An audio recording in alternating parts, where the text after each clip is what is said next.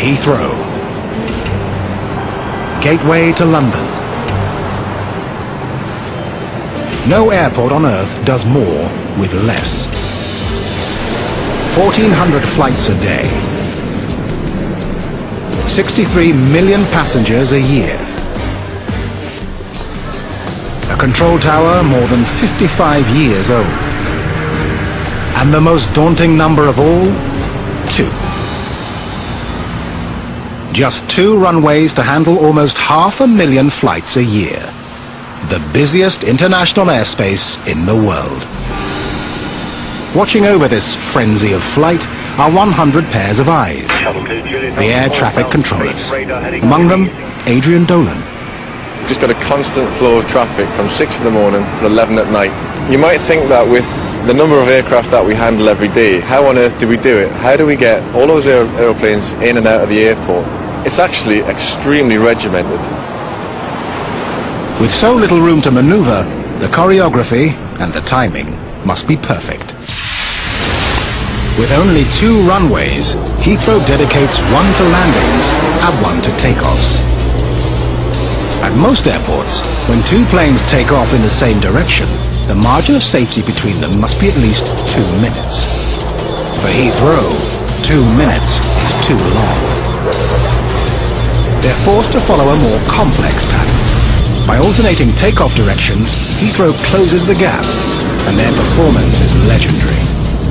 On a sunny day, once wheels leave the tarmac, the next plane follows as quickly as 45 seconds later. That gap is called the Heathrow Minute. The same precise planning controls landings. 30 miles out of Heathrow, inbounds are routed into 4 corkscrew holding patterns called stacks. Planes enter a stack around 15,000 feet. After a series of descending spirals, they exit at 7,000 feet. As one leaves, the rest descend 1 level, and a new plane enters the stack. 10 miles out, planes from all 4 stacks are vectored into a single line for landing. Inbounds glide past outbounds 1,000 feet apart in a synchronized dance, choreographed down to the second.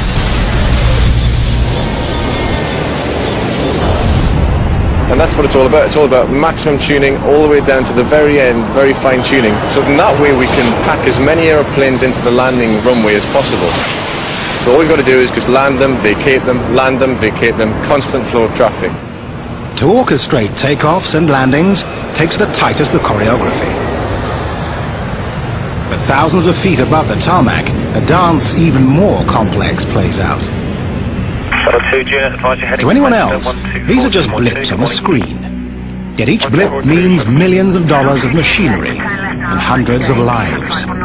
If 2 blips ever touch, disaster.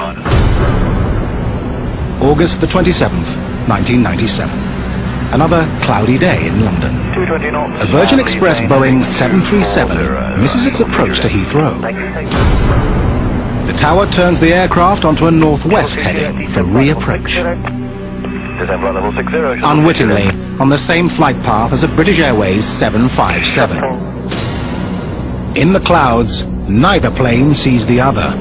Suddenly, the tower catches the mistake and reroutes the planes, but not before they pass within a whisker of each other. A mere 200 feet, a split second from disaster.